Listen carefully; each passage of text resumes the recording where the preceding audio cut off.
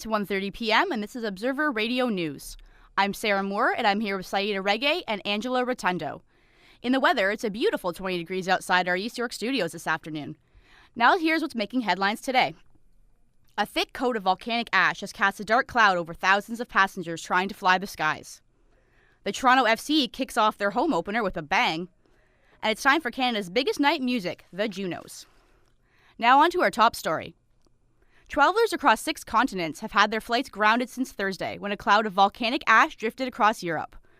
When an Icelandic volcano erupted on Wednesday, the resulting ash caused the biggest air traffic disruption since 9/11. The cloud of ash, which critics say has a consistency of talcum powder, has made air travel outside of North America impossible. Europe has been forced to shut down half of its airports, and Air Canada has cancelled all flights from London's Heathrow Airport, Charles de Gaulle Airport in Paris, and the Frankfurt until the skies are clear. Air Transit has also cancelled all of its flights to Heathrow.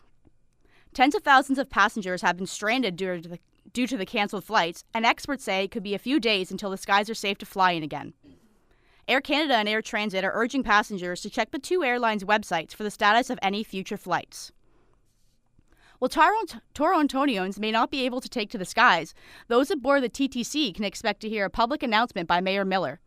The announcements, which began Thursday and run until Monday, urge commuters to put pressure on Dalton McGuinty to keep Transit City alive. The mayor wants the $4 billion in funding for the project to be restored. TTC Chair Adam Gimbroni says the announcements are 100% appropriate. Save Transit City posters will also be appearing in subway stations in combinations with Miller's messages. In the Toronto mayoral race, Councillor Rob Ford is quickly gaining ground. The councillor, who is known for his public outbursts and penny-pinching characteristics, is biting at the heels of frontrunner George Smitherman for the lead in the polls. Ford is at 27%, while Smitherman is ahead at 34%.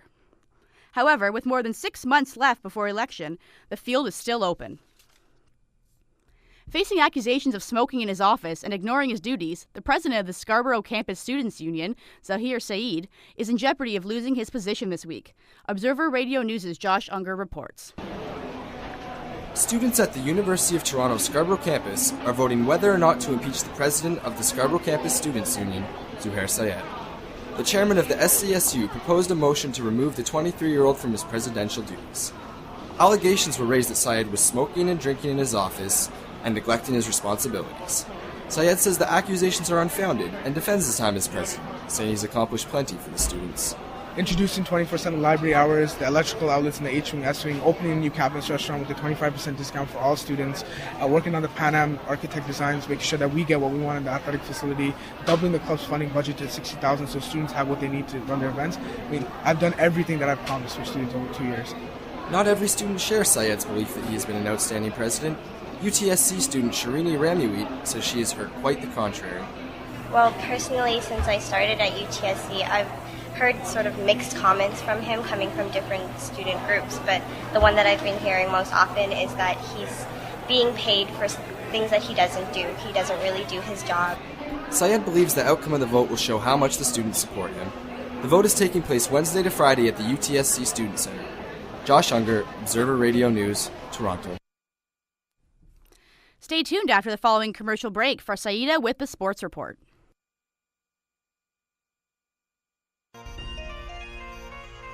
Every time my relatives visit, they eat me out of house and home. There's my Uncle Louis. Whenever we have a cookout, he has 2 double cheeseburgers, 3 helpings of baked beans, half a dozen hot dogs, and a diet soda. It's ridiculous. Oh, and talk like father, like son. You should see Cousin Freddie. Every time I turn around, he's got his face in the fridge. This guy doesn't just snack between meals. He snacks between the salad and the entree. I'm sure I'm glad I shop at Winn-Dixie, because they have low prices on everything in the store. Meat, produce, baked beans, everything, It's important for me to save on money on groceries, especially when my Aunt Sophie's idea of a light lunch is anything she can pick up with a fork. So from the bottom of my pocket, look, Winn-Dixie, I thank you. Welcome back to Observer Radio News. And in sports, the Toronto FC delivered big excitement on BMO Field in their home opener yesterday, beating the Philadelphia Union 2-1. Team captain Dwayne De Rosario scored both goals of the night, scoring the winning goal with less than 10 minutes left in the game. So far this season, De Rosario has scored all 3 goals for the TFC. The team will travel to Colorado to take on the Rapids on Sunday. In basketball news, the future of Chris Bosh with the Raptors looks shaky after his team was eliminated from postseason contention. Bosh told the media on Thursday that he doesn't know what the future holds for him in July. Thursday's press conference was the first time Bosh spoke to the media since breaking his jaw and nose in Cleveland a week ago. Bosh suggested that if he were to stay with the Raptors, he would like some changes to take place. Some of the suggested changes include convincing Toronto's pension fund ownership to spend in excess of the NBA's luxury tax threshold, as well as bringing more all-star players to Toronto. And in hockey news, the Vancouver Canucks beat the Los Angeles Kings 3-2 in Game 1 of their Western Conference quarterfinal series last night. Mikael Samuelsson scored 2 points for the Canucks, including the winning goal in overtime. While in Montreal, the Canadiens beat the Washington Capitals 3-2 at the Verizon Center. The Habs will play the Capitals in Washington on Saturday, while the Canucks will play the Kings in Vancouver. That's all for sports. And a $1,000 donation from an Olympic sponsor has been given to Native Child and Family Services of Toronto. The money will help the group continue their work with youth in the Scarborough-Guildwood community. Observer Radio's Amanda Kwan reports. A Royal Bank Lion mascot holds up an oversized novelty check while the audience claps. Former National Chief of the Assembly of First Nations, Phil Fontaine, is now an advisor with RBC. He says programs like those offered by the Native Child and Family Services play an important role in fostering Aboriginal culture. Scarborough has probably the largest concentration of Aboriginal people. We saw evidence of some of the good work. Clearly, Aboriginal culture is very important to the school. RBC is a sponsor of the 2010 Olympic Games in Vancouver. However, some Aboriginal groups and activists argue the Winter Games are being held on stolen First Nations land. Protesters interrupted the torch run several times as it made its way across Canada. But Fontaine says the Olympics is an opportunity for First Nations communities to show the important role they've played in Canada's history. It's much more than a sporting event, though it's a world sporting event. It's really a celebration of Indigenous cultures. And I see this as an opportunity to speak to the world about who we are here in our homeland. The next Winter Olympics are in Russia in 2014. Amanda Kwan, Observer Radio News, Toronto. That's all for sports, and now here's Angela Rotondo with entertainment. Thanks, Saeda, and hey listeners, here's the latest from entertainment. It's time to celebrate the best in Canadian music. It's time for the Junos. The 39th Juno Awards will take place on Sunday, live from St. John's, Newfoundland. Now, if you were waiting for Russell Peters to take on this year's hosting gig for the third time in a row, you might be waiting a while. Without a host for this year's ceremonies, it's all about letting Canadian talent shine. This year's lineup has some new kids on the block like Justin Bieber and Drake, but Juno veterans Michael Bublé and Billy Talent. It will be a Juno first to broadcast the show from two locations, both the Mile 1 center stage and an outdoor location on George Street in St. John's. The Junos will air Sunday at 8 p.m. on CTV. Check your local listings. Are you a fan of groups like Journey, Styx, and Whitesnake? Then get ready to rock. The popular smash hit Broadway musical comedy Rock of Ages is making its way to Toronto.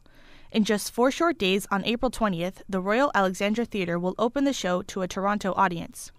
With a talented, all-Canadian cast, you'll hear songs like Don't Stop Believin' by Journey and Wanted Dead or Alive by Bon Jovi in Rock of Ages. Tickets are still available, but going fast. So if you're in the mood to go back in time and rock out to your favorite 80s anthems, then go to Mirvish.com for more ticket information.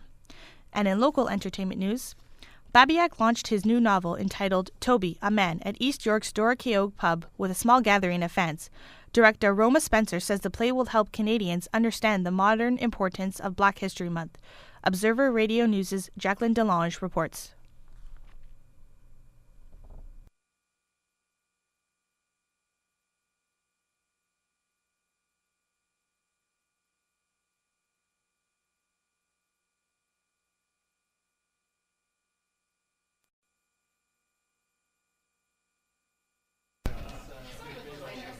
Canadian novelist Todd Babiak knows it's hard to be a man. He says his new novel, entitled Toby, a Man, shows how some men choose their careers over family and regret it later on. Someone like Toby who thinks of himself 100% through his job and his status in the community, I think it's more painful than it might be for most of us who have a support network. He really doesn't. He's his only support network because he's really the only one he cares about and loves in the opening part of the book.